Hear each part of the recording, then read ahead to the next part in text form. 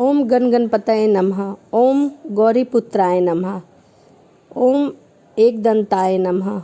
ओम गजाननाय नमः। गणपति बप्पा की जय। कैसे हैं आप लोग? आज मैं आपको बुधवार की कथा सुनाऊंगी। जैसा कि आप लोग जानते हैं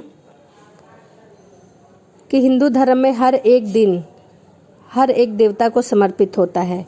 जैसे कि सोमवार भगवान भोलेनाथ को समर्पित है, मंगलवार बजरंगबली को समर्पित है, बुधवार गणेश जी को समर्पित है, वीरवार श्री नारायण या भगवान विष्णु को समर्पित है, शुक्रवार माँ संतोषी को समर्पित है, शनिवार शनि देवता को समर्पित है और रविवार भगवान सूर्य को समर्पित है।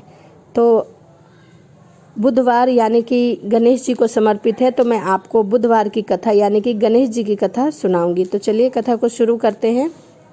समतापुर नगर में मधुसूदन नाम का एक व्यक्ति रहता था। वह बहुत धनवान था। मधुसूदन का विवाह बलरामपुर नगर की सुंदर और गुणवती लड़की संगीता से हुआ था।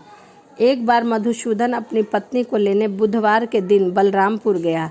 मधुसूदन ने पत्नी के माता पिता ने संगीता को विदा कराने के लिए कहा। माता पिता बोले, बेटा आज बुधवार है, बुधवार को किसी भी शुभ कार्य की यात्रा नहीं करनी चाहिए। लेकिन मधुसूदन नहीं माना। उसने ऐसी शुभ अशुभ की बातों को नहीं मानता था और वह बहुत आग्रह करके संगीता को उसके माता पिता से विवश होकर उसे विदा करा लाया। दोनों ने बैलगाड़ी से यात्रा प्रारंभ की। 2 कोस की यात्रा के बाद उसकी गाड़ी का एक पहिया टूट गया। वहां से दोनों ने पैदल ही यात्रा शुरू की। रास्ते में संगीता को प्यास लगी। मधुसूदन उसे एक पेड़ के नीचे बैठाकर जल लेने चला गया।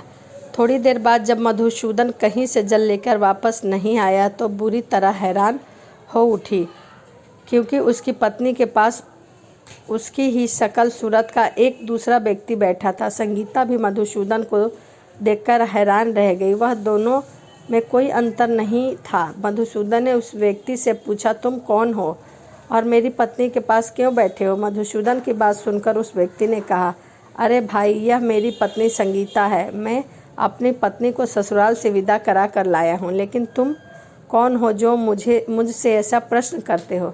मधुसूदन ने लगभग चीखते हुए कहा, तुम जरूर कोई चोर या ठग हो। यह मेरी पत्नी संगीता है। मैं इसे पेड़ के नीचे बैठाकर जल लेने गया था। इस पर उस व्यक्ति ने कहा, अरे भाई, झूठ तो तुम बोल रहे हो। संगीता को प्यास लगने पर जल लेने मैं गया था। मैंने तो जल लाकर अपनी पत्नी को पिला दिया। अब तुम चुपचाप यहाँ से चलते बनो, नहीं तो किसी सिपाही को बुलवाकर मैं तुम्हें पकड़वा दूंगा। दोनों एक दूसरे से लड़ने लगे। उन्हें लड़ते हुए देख काफ़ी लोग वहाँ एकत्रित हो गए। नगर में कुछ सिपाही भी वहाँ आ गए। सिपाही उन दोनों को पकड़कर राजा के पास ले गए। सारी कहानी सुनकर राजा ने कोई निर्णय नहीं कर पाया। संगीता भी उन दोनों में से अपने वास्तविक पति को नहीं पहचान पा रही थी। राजा से दोनों को कारागार में डाल दिया और कहा। राजा ने फैसले पर असली मधुसूदन भयभीत तो उठा। तभी आकाशवाणी हुई, मधुसूदन, तूने संगीता के माता पिता की बात नहीं मानी और बुधवार के दिन अपने ससुराल से प्रस्थान किया।